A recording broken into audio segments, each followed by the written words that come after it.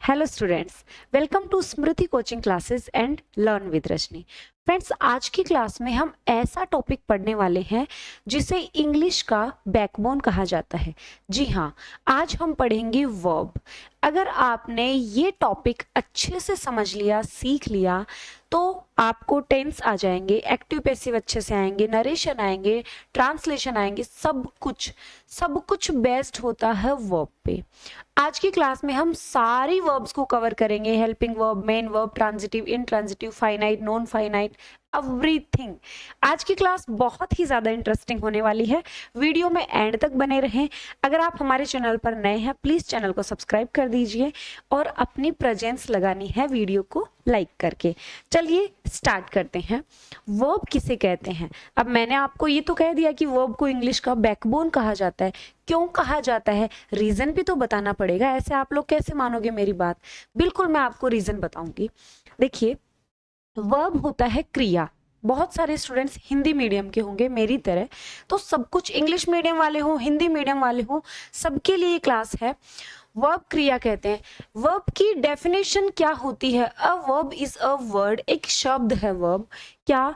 जो हमें ये बताता है, क्या बताता है? कोई एक्शन, कोई कार्य बताता है, कोई कंडीशन, कोई दशा बताता है, और state of being the subject, और जो सब्जेक्ट होता है ना, उसकी स्थिति बताता है, सब्जेक्ट की स्थिति बताता है, स्टेट बताता है। एग्जाम्पल के लिए, राम ईट्स मैंगोज, ये ईट क्या है? वर्ब है। राम आम खाता है, यहाँ पर इसने आम खाने का एक्शन बताया है, तो एक्शन कौन बता रहा है? वर्ब बता रहा है।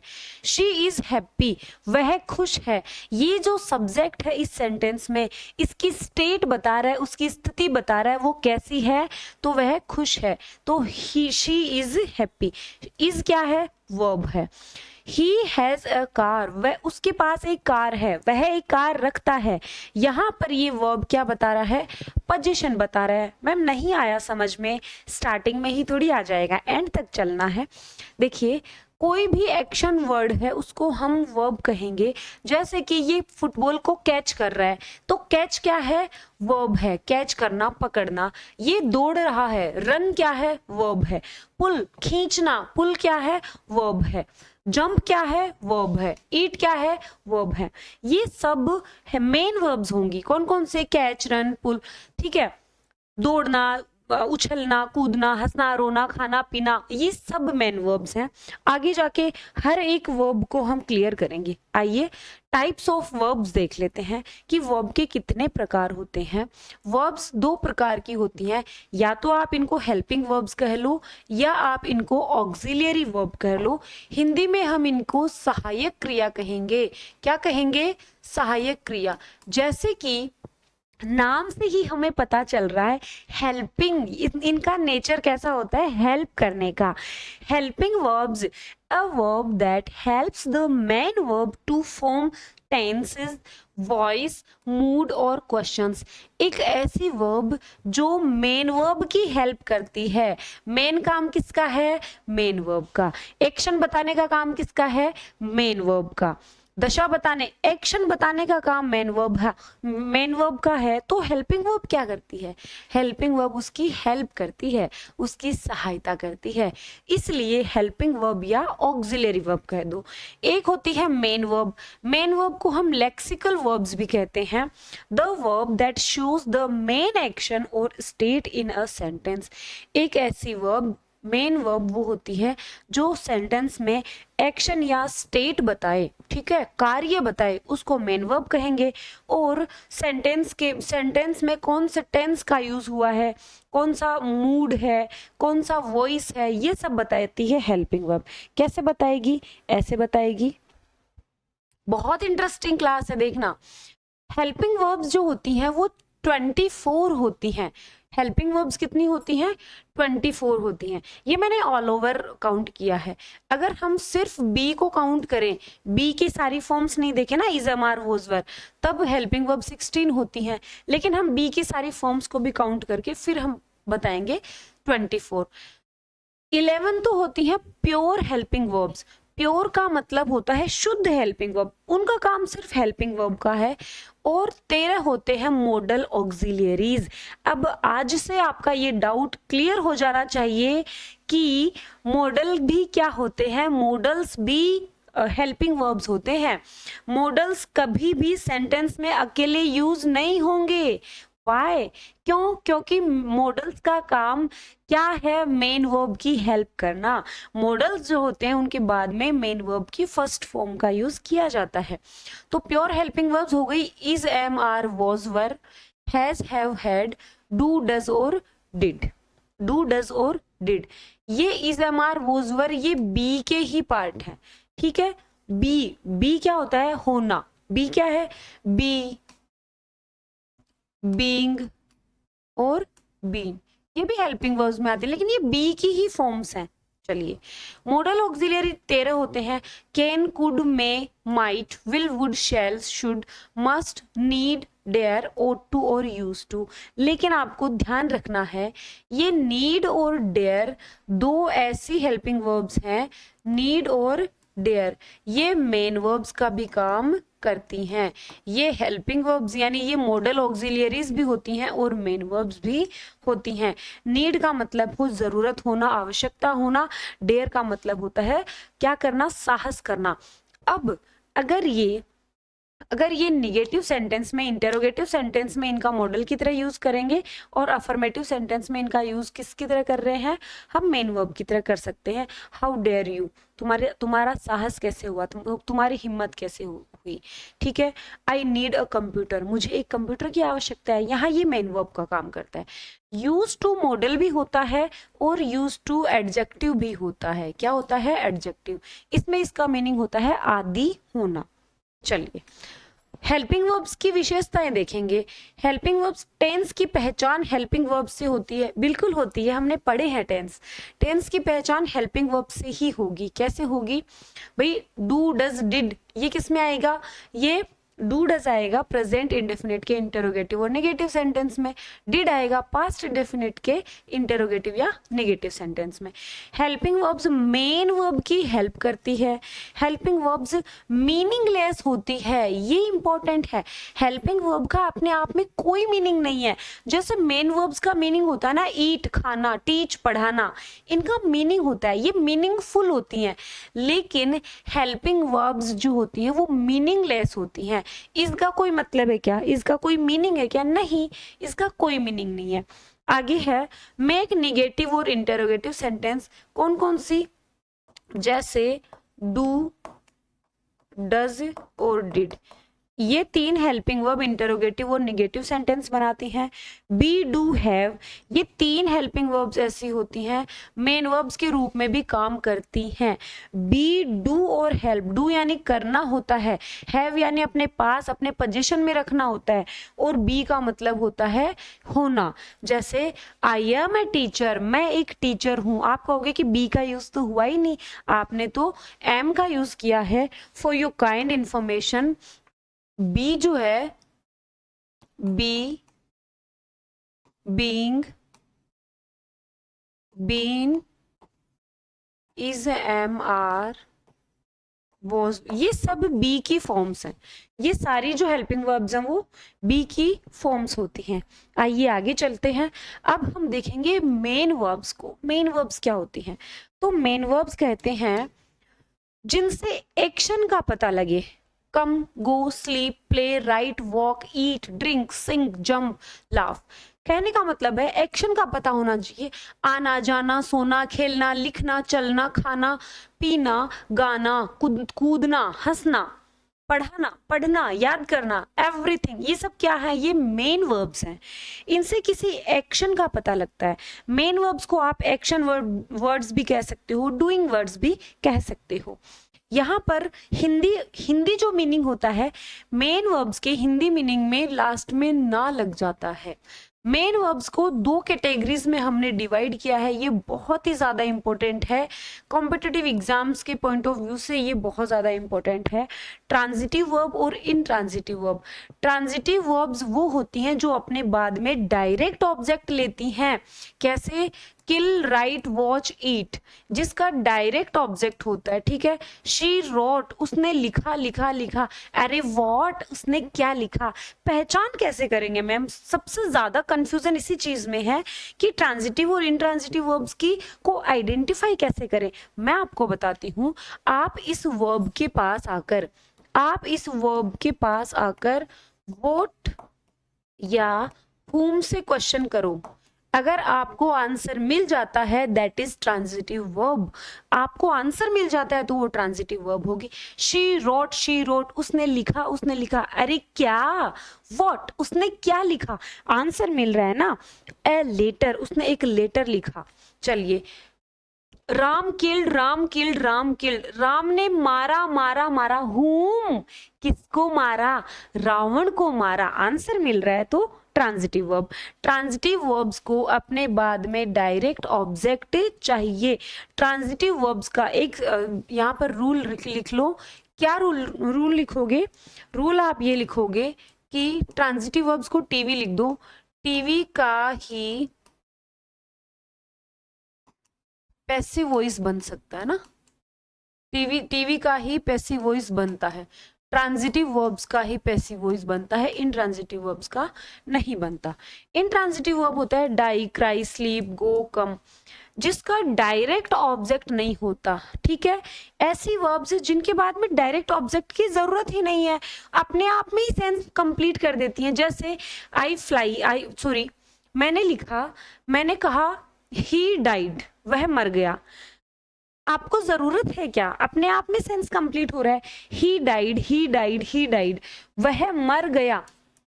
डाई का मतलब मरना है, पास्ट टेंस है, तो वह मर गया। ही डाइड, वह मर गया। सेंस अपने आप में कंप्लीट हो रहा है, अपने आप में सेंस कंप्लीट हो रहा है, तो ये इनट्रांजिटिव वर्ब है।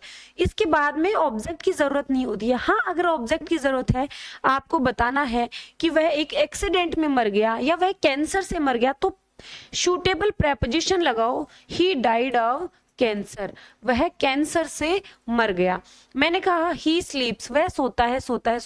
डायरेक्ट ऑब्जेक्ट की जरूरत नहीं। कई बच्चे कहेंगे पीसफुली क्या है? पीसफुली तो एडवर्ब है। पीसफुली क्या है? वह पीसफुली, शांति से सोता है। ओके। कुछ वर्ब्स ऐसी होती हैं जो ट्रांजिटिव और इंट्रांजिटिव दोनों होती हैं। सेंटेंस में उनका यूज किस तरह से किया गया है, हमें वो देखना होता है। Some verbs can be used both transitively with object, ठीक है। कुछ वर्ब्स को ऑब्जेक्ट के साथ यूज कर सकते हैं, एंड इनट्रांजिटिवली यानी without object, depending on the sentence. Sentence के ऊपर डिपेंड करता है। फ्लाई का मतलब उड़ना भी होता है और उड़ाना भी होता है। रन का मतलब दौड़ना भी होता है और चलाना भी होता है। जैसे मैं एक कोचिंग चला रही हूँ तो I am running A coaching centre, मैं एक कोचिंग चला रही हूँ। चलिए, ओपन का मतलब खुलना भी होता है, खोलना भी होता है। ब्रेक, टूटना या तोड़ना। Change, sing, grow, ring, move, begin, stop, ये सब ऐसी वर्ब्स हैं जिनका यूज ट्रांजिटिव और इनट्रांजिटिव दोनों वे में कर सकते हैं, डिपेंड करता है sentence. The pilot flu, pilot ने उड़ाई। क्या उड़ाई? तो ये फ्लू है, ठीक है, फ्लाई से फ्लू बना है, ठीक है। पायलट ने उड़ाई। अब पायलट ने क्या उड़ाई? वॉट, क्या उड़ाई? The plane. ये ऑब्जेक्ट है, इस ट्रांजिटिव वर्ब का डायरेक्ट ऑब्जेक्ट है, केयरफुली। लेकिन मैं कहूँ एरो जो प्लेन है वो उड़ती है, यहाँ प्लेन जो उड़ने का काम प्लेन खुद कर रही है। द प्लेन फ्लू, यहाँ हमें ऑब्जेक्ट की जरूरत नहीं होगी, ठीक है। तो वेरी लो, कैसे उड़ती है? Very low. मैं लिखूं बर्ड्स फ्लाई, पक्षी उड़ते हैं, अपने आप में सेंस कंप्लीट हो रहा है। लेकिन मैं कहूँ पक्षी आसमान में उड़ते हैं तो इन द स्काई। यहाँ पर अगर इंट्रांजिटिव वर्ब के बाद मुझे ऑब्जेक्ट लगाना है तो हमें सूटेबल प्रेपोजिशन का यूज करना पड़ेगा। ही ओपन, उसने खोला। व्हाट, क्या खोला? द डोर, गेट खोला। यहाँ ये ट्रांजिटिव वे में यूज हो रही है, यहाँ ये इंट्रांजिटिव वे में यूज हो रही है। द डोर, गेट जो है वो क्या खुलता है? ओपन, ठीक है। ओपन स्लोली, क्या हुआ? धीरे से खुला। यहाँ ये इंट्रांजिटिवली यूज हो रही है। स्लोली एडवर्ब होती है, एडजेक्टिव नहीं, सॉरी ऑब्जेक्ट नहीं होता है। ही स्टॉप्ड द कार, उसने गाड़ी रोकी। The bus stopped at the station, bus station पर रुकी। तो कुछ वर्ब्स को दोनों वे में हम यूज कर सकते हैं, ट्रांजिटिव वे में और इनट्रांजिटिव वे में। ट्रांजिटिव वे में यूज कर रहे हैं तो उसको डायरेक्ट ऑब्जेक्ट दे दो, इनट्रांजिटिव वे में यूज कर रहे हो तो उसको डायरेक्ट ऑब्जेक्ट की रिक्वायरमेंट नहीं होगी। आगे चलिए, अब मेन वर्ब देखो, वर्ब्स को हमने दो कैटेगरीज में फिर से डिवाइड किया, फाइनाइट और नॉन फाइनाइट। फाइनाइट वर्ब्स वो होती हैं जो टेंस, नंबर ऑफ पर्सन के अनुसार बदलती है। टेंस, नंबर, पर्सन के अनुसार जो वर्ब्स बदल जाए वो फाइनाइट वर्ब्स होती है।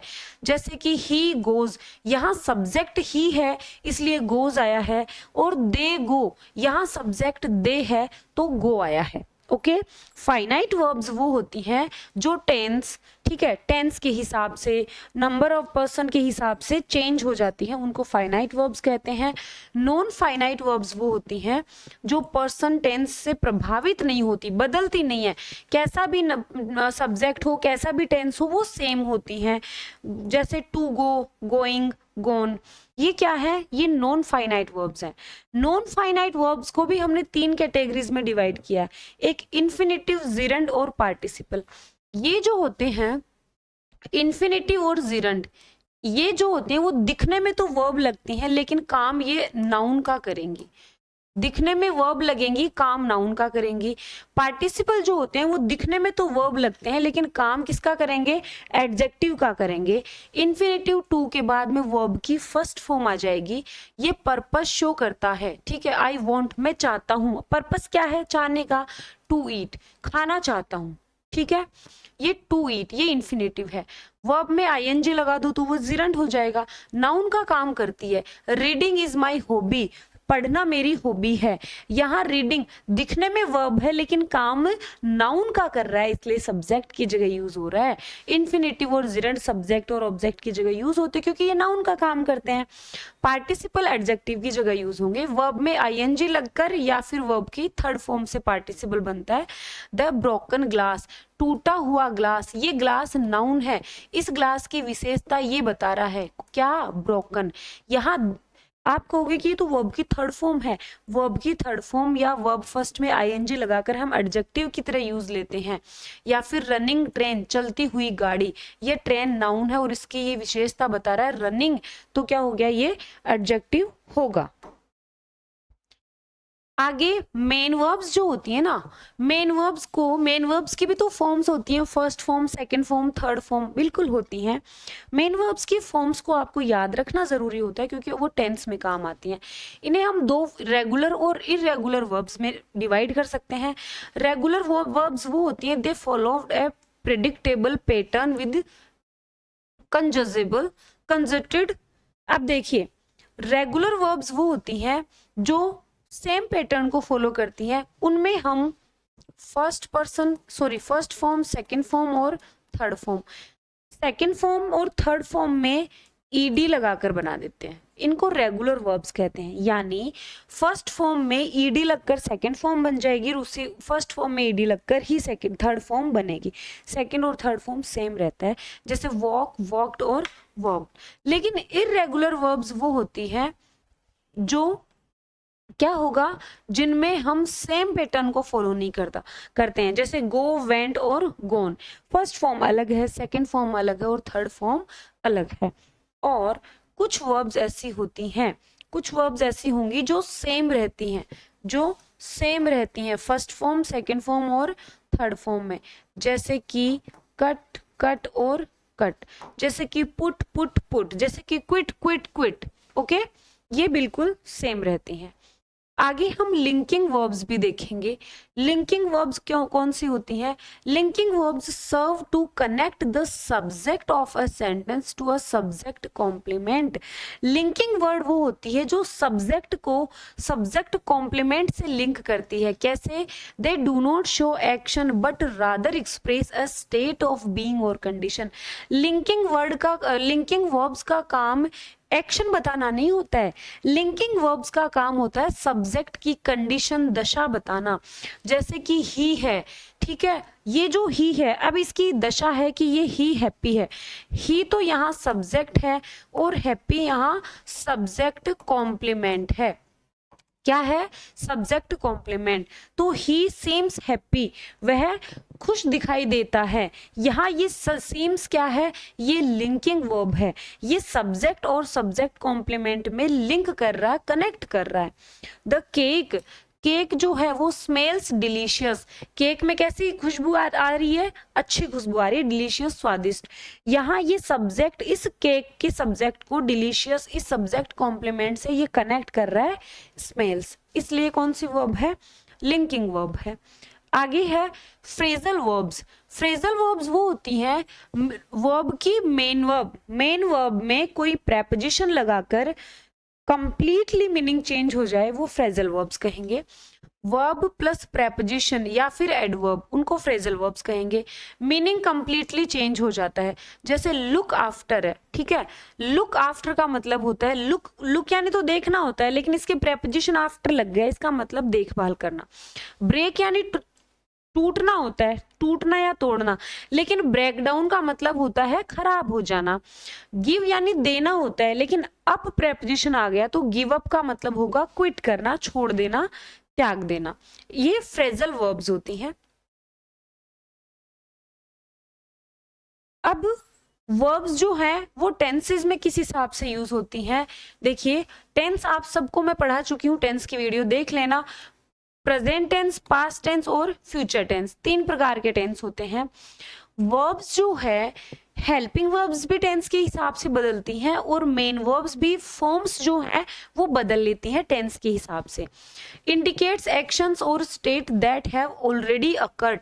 पास्ट टेंस वो होता है जो एक्शन, जो स्टेट पहले हो चुकी होती है वो बताता है। Present tense currently happening, present में जो काम हो रही है, जो एक्शन हो रहे हैं वो हम प्रेजेंट टेंस की वर्ब से बताएंगे। और फ्यूचर टेंस में व्हाट विल हैपन, जो होगा उन वर्ब्स से हम फ्यूचर टेंस को बताएंगे। जैसे कि शी प्लेड टेनिस यस्टरडे, अब वो कल उसने टेनिस खेल लिया, यहाँ पर वर्ब की फॉर्म अलग हो गई, उसने कल टेनिस खेला। प्रेजेंट टेंस में monkey Hanks from a tree, monkey जो है वो पेड़ से लटकते हैं। ये हैंग्स क्या है? यहाँ वर्ब की फॉर्म्स अलग हो गई, प्रेजेंट टाइम बता रही है। फ्यूचर में विल अराइव, यहाँ वर्ब की फॉर्म्स अलग होंगी। तो टेंस को समझने के लिए वर्ब का नॉलेज बहुत ज़्यादा इम्पोर्टेंट है। ये मैंने पूरे एफर्ट लगाए हैं कि ग्रामर की बैकबोन आपको सिखाऊं। क्लास अगर पसंद आई हो प्लीज़ क्लास को लाइक करें, ज़्यादा से ज़्यादा शेयर करें। अगर लर्न विद रजनी पर नए हैं चैनल को सब्सक्राइब करना मत भूलिए। फॉर योर काइंड इन्फॉर्मेशन, हमारे स्मृति कोचिंग क्लासेस के एप्लीकेशन पर हाई कोर्ट, LDC और ग्रुप डी का बैच हमने लॉन्च किया है, आप इसमें आज ही रजिस्टर कर सकते हैं। और 4th ग्रेड, ठीक है, 4th ग्रेड और ड्राइवर के लिए, 4th ग्रेड और ड्राइवर भर्ती के लिए बैच प्लस टेस्ट सीरीज, और टेस्ट सीरीज लास्ट टाइम में अगर आप लेंगे बहुत ज़्यादा फायदेमंद रहेंगी। 15 फुल मॉक टेस्ट हम आपको देने वाले हैं, ठीक है। 15 फुल मॉक टेस्ट, टोटल 70 है, लेकिन अब 15 फुल मॉक टेस्ट आएंगे। तो जो पहले के जो टेस्ट हैं वो भी आप दे सकते हो। आपको अगर इनमें किसी में भी रजिस्टर करना है, आप इस हेल्पलाइन नंबर पे कॉल करके कूपन कोड का पता कर लें और इसमें रजिस्ट्रेशन कर सकते हैं। Thank you for watching.